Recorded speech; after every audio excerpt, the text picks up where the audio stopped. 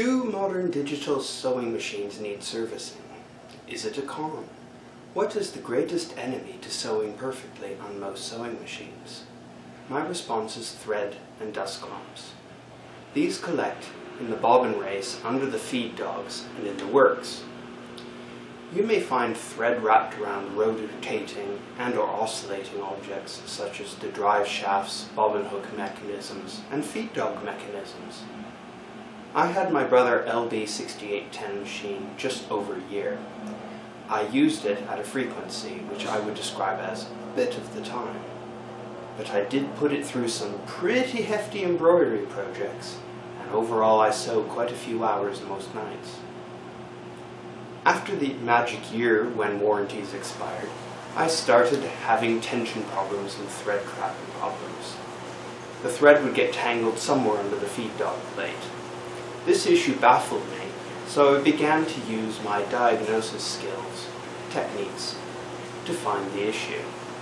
I had no idea why, but the bobbin no longer held its tension properly. It was largely a sealed bobbin case unit. The screws were sealed in place, so I thought it was time to buy a new bobbin case.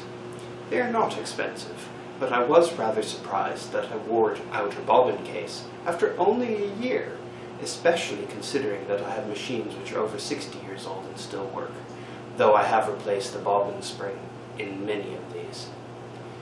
The new bobbin case arrived after a few weeks. I was sad during this time because my machines are there to be working on demand and not sitting in a closet waiting for parts.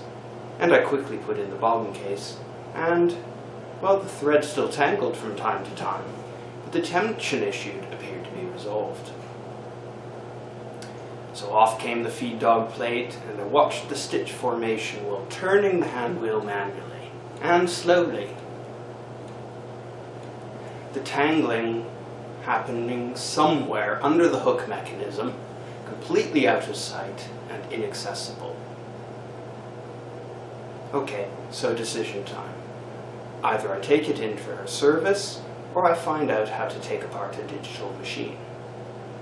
Being up for a challenge, I opted to risk disassembling the machine.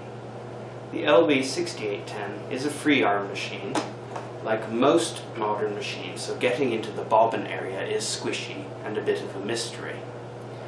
Ultimately, after many screws and gentle tugging, I found that the machine came apart in 3 pieces. And what did I find? Well, lots of thread ends, dust bunnies galore, and some parts which needed greasing. So good cleaning and lubricating later, I reassembled the machine, and it worked flawlessly once again. Just to see if the original bobbin case was in fact a red herring, I tried it again in the newly serviced machine, and sure enough, the stitch quality dropped.